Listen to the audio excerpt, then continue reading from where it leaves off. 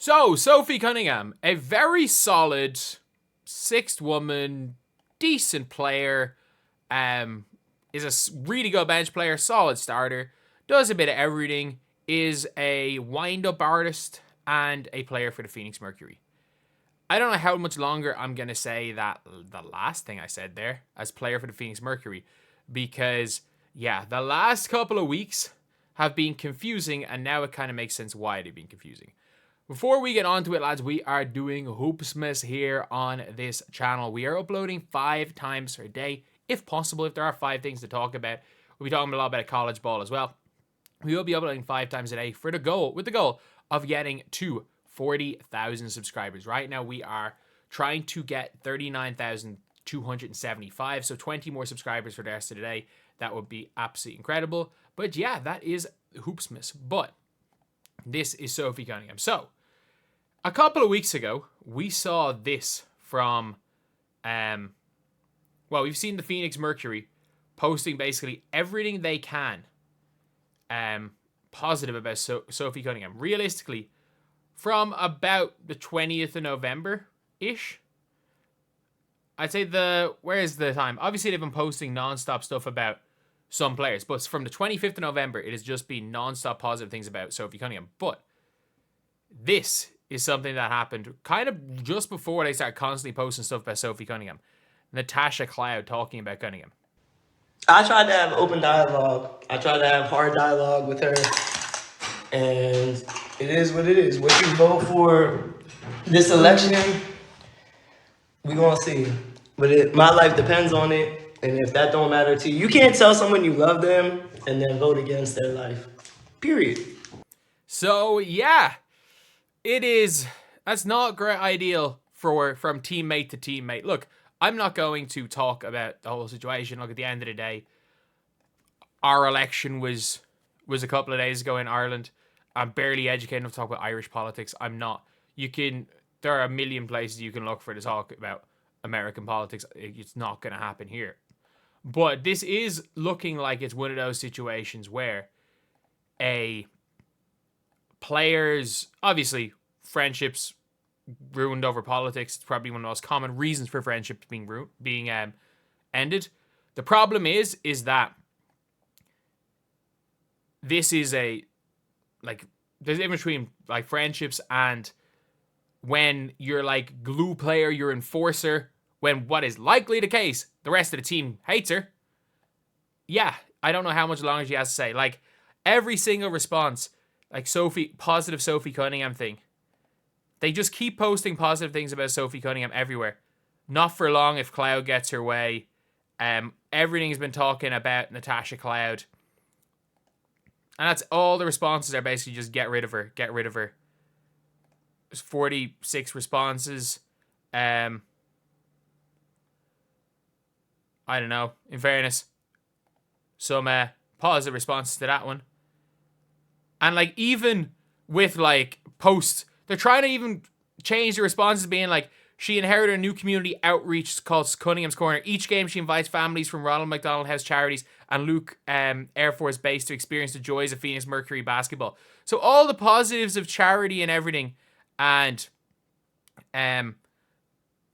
you're seeing a lot of negative responses no matter what. So it's like they are doing almost damage control. Every post they're posting about Sophie Cunningham is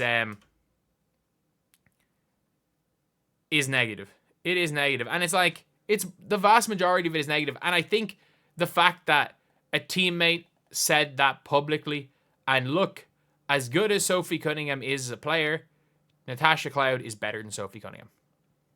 If you are the Phoenix Mercury and you're trying to win, the unfortunate situation is that if they can't be on the same team together, it's like Natasha Cloud is way more important on the court. She had 2 30-point 10 assist games in a row in the playoffs, one year after the other.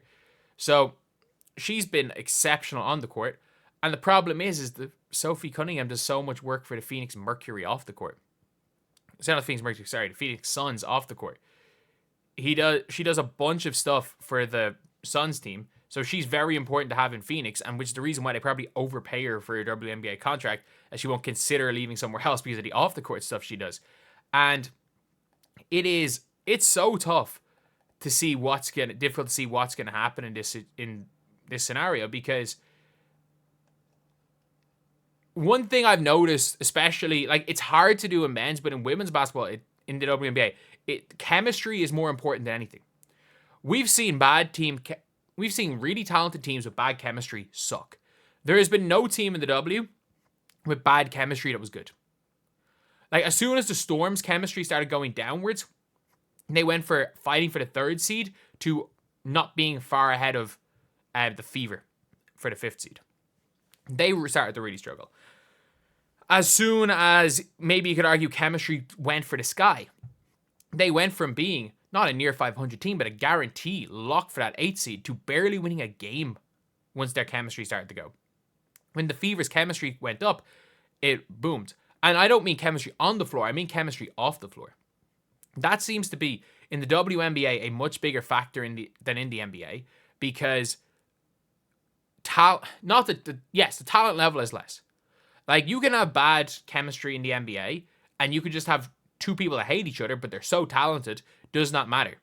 And you're seeing it less and less, like, because there are not many people in pro sports, or especially over stateside, in the NBA, when there are two superstars that hate each other, one of them ends up getting traded. They don't work together. You can't really do a Shaq and Kobe situation. That didn't even end well. So when superstars don't like each other, or when players on a team don't like each other, it becomes an issue. And especially when you are the Phoenix Mercury, if you're a team that is like a vet team, you've got to win next year. There is no long-term future for the Phoenix Mercury. There's no short-term, long-term future, if you get me. Like, they'll be good next year, but the year after, they're going to stink. Like, as soon as Brittany Griner and Taurasi retire, they're going to stink, and they're going to stink for a little while. They don't even have a proper first-round pick next year. So they really ended the season badly. Like, they literally ended the year on going 3-7. They ended the year sub 500. And now you have got your point guard beefing with your enforcer. We saw what happened with the Warriors when the enforcer Draymond Green started beefing with teammates. It failed miserably. And the reality of the situation is that is what's happening there. And look, I'm not taking a side on this. At the end of the day, look, I'd be idiotic to do that. I don't know enough about what's going on in a country 4,000 or 5,000 miles away to give any sort of a proper statement. If you want someone to make a statement on that, you can find that. Like, look, I don't know. But at the end of the day, like, what Natasha Cloud said, as good as confirms, like, that I doubt they're going to be on talking terms next year. And it's going to be very, very interesting to see what happens to Sophie Cunningham. Is her off-the-court value worth enough to sacrifice the team? Or is she going to be instantly traded? Because there are plenty of teams they're going to be fine with taking Sophie Cunningham. And the funniest thing is like, if there's an issue with Sophie Cunningham if playing in the WNBA, and ironically enough, a lot of the people that are so anti-Sophie Cunningham are so pro-Hannah Hidalgo, who, like, you can look up stuff with Hannah Hidalgo. Again, I'm not making a statement on that, but, like, not too dissimilar. Except probably more extreme in her views.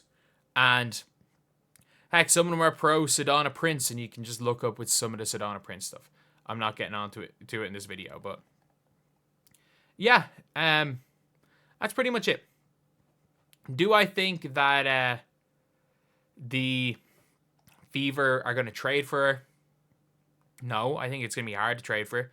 But if she's available in 2026, she's the enforcer. If, like, the Fever need an enforcer, she's an enforcer. She is an enforcer that's going to be a good player and probably isn't going to be a locker room cancer, realistically. So, wouldn't be a bad free agency signing, to be honest. But anyway, yeah, that's the video. See you guys.